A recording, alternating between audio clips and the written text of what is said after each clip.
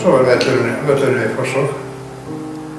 Þegar Breiðablik fór, það var ágætis völlur. Við tókum völlinn, þegar Breiðablik fór. Svo allt í einu komu KFM-menn og ráku okkur bara í burtu og svo þeir ætluðu völl.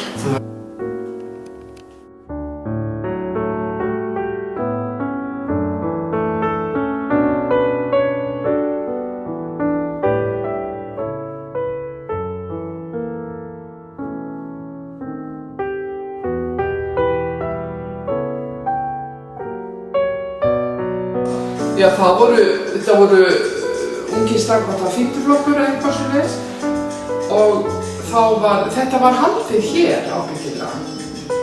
Við höfumst í Gvendi bara þetta væri óréttlátt og stelpur myndu víst spila fótbolta og þá segir hann stelpur, við fáum tíma hjá mér á miðvikudaginn, þið mætið einn klukkan 5 á miðvikudaginn og ef þið hafið 2 lið að þá skal ég gefa ykkur og þjálfa ykkur, semst þá fáið tíma og við þjálfum.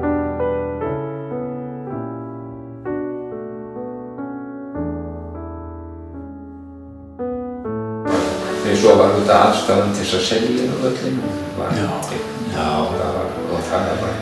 Sá spilaði Breiðablik í sína heimaleikina, frömuður hérna í bænum í mörg ár og börnin elsku hann, bæði strákar og stelpur. Ég hugsa að kvennaboltinn í Kópavogi hefði ekki farið svona snemma staðar þegar hann hefði ekki verið að drífa þar á hann, ég lánaði þeim bolta og hvetja þar á hann.